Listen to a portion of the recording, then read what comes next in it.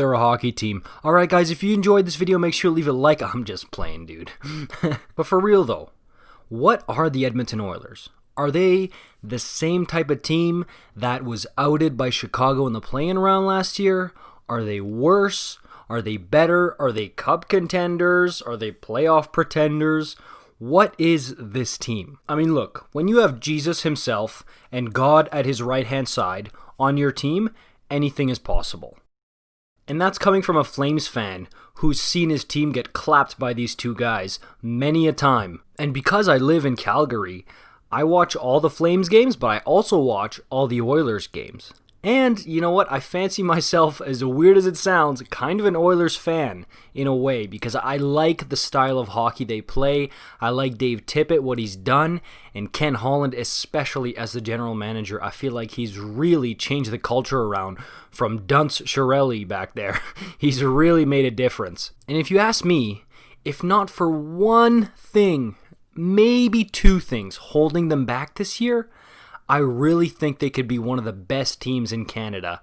But these two things are really big caveats. And if they come back to bite them, they're going to bite them hard. So let's get a couple things out of the way first. McDavid's going to be McDavid. Draisaitl's going to be Draisaitl. As long as those two are healthy and wearing an Oilers uniform, they're Gucci, dude. You don't have to worry about them for 1 second. They're going to light it up. They're going to be awesome.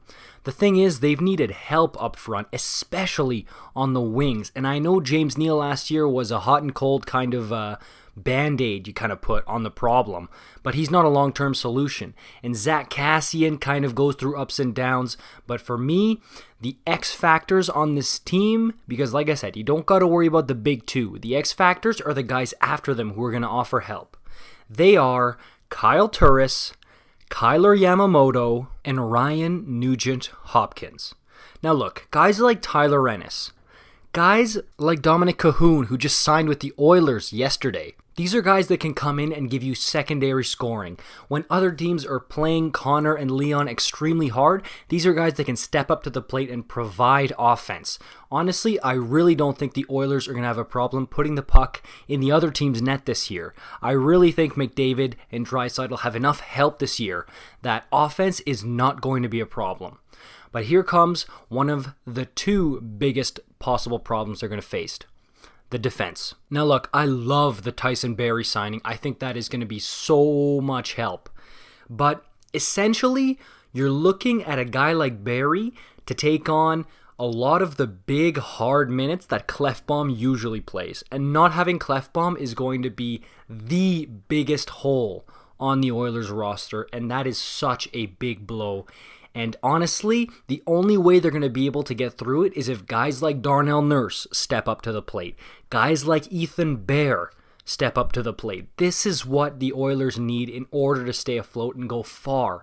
Because honestly, it's going to have to be by committee for them to help replace Klefbom's hard quality minutes. And look, I don't know how probable it is, but it seems as though Philip Broberg and Evan Bouchard are incredibly good stud defenseman prospects. Can any of them jump in? I know that's a lot to ask, but you guys might need it. Especially, I mean, look, Russell is solid, but you're banking on guys like Caleb Jones and Ethan Bear, who are solid NHL defensemen, to take a step.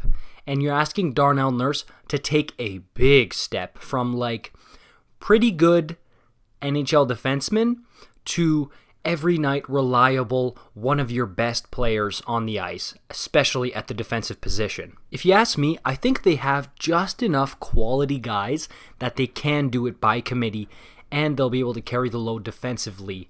And I do think their defense is going to be able to carry them because I do really like guys like, especially Bear and Nurse. I think they're going to be able to take a step, and Barry's really going to help with that, especially if he's on the top two pairings. All right, and here comes the biggest problem if you're an Oilers fan. And if you are an Oilers fan, you know exactly where I'm going with this.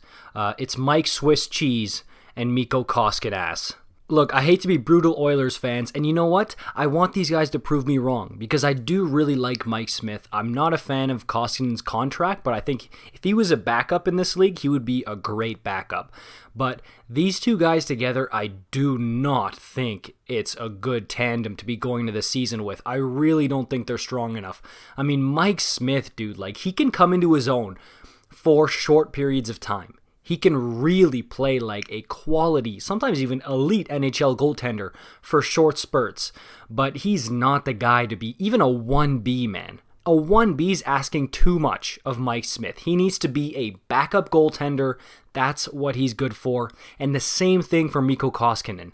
And that is really scary, Oilers fans, isn't it? I mean, you guys are basically begging and praying on two backup goaltenders to carry the load. Like, two backup goaltenders don't equal one starting goaltender. That's not how this works, man.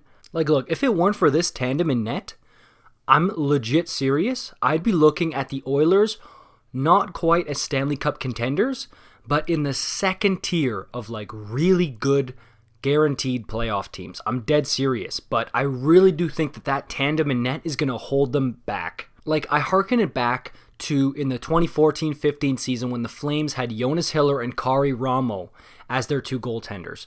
They had magic in a bottle, shooting star type numbers in that playoff season. And then the next season absolutely collapsed. Dude, we would have been better having a shooting tarp in the net that season. And I just don't know if these two guys can catch that magic in a bottle and run with it. And it really seems that like every night the Oilers are going to have to win games like 5-3, 6-4. And that's not what you want to do. That's not a recipe for success in the National Hockey League, man. You need to be able to shut it down, and you need to be able to trust the guy in net. And I mean, I just feel bad for guys like Connor and Leon and even the whole forward group who's basically going to have to carry the load offensively and score maybe 3, 4, 5 goals each and every night to win. And yeah, I mean, that's the only thing that I really don't like about the Oilers roster is in net. But you know what?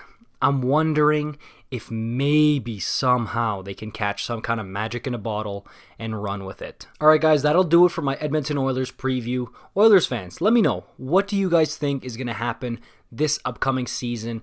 What do you guys make of that tandem in net, your defense, the help you guys got up front at forward? Let me know. I'm actually really interested because honestly, aside from the Flames, this is probably the team I follow the second most in the whole league. So let me know, leave a like on this video, let me know who I should do next for their season preview, and I will see you guys in the next one. Peace out.